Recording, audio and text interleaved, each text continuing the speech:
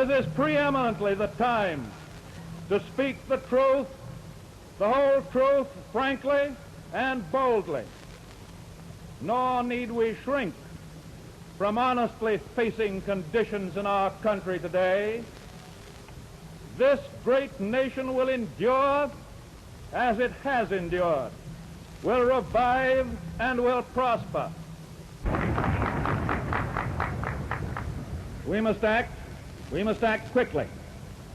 And finally, in our progress towards a resumption of work, we require two safeguards against a return of the evils of the old order. There must be a strict supervision of all banking and credits and investments. There must be an end to speculation with other people's money.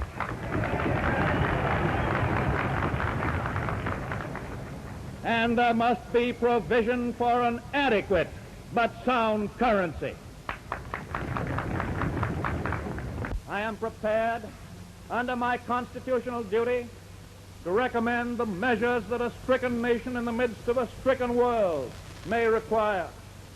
These measures, or such other measures as the Congress may build out of its experience and wisdom, I shall seek within my constitutional authority to bring to speedy adoption.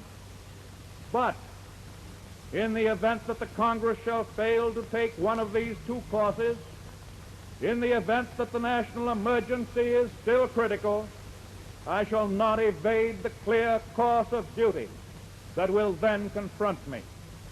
I shall ask the Congress for the one remaining instrument to meet the crisis: broad executive power to wage a war against the emergency as great as the power that would be given to me if we were in fact invaded by a foreign foe.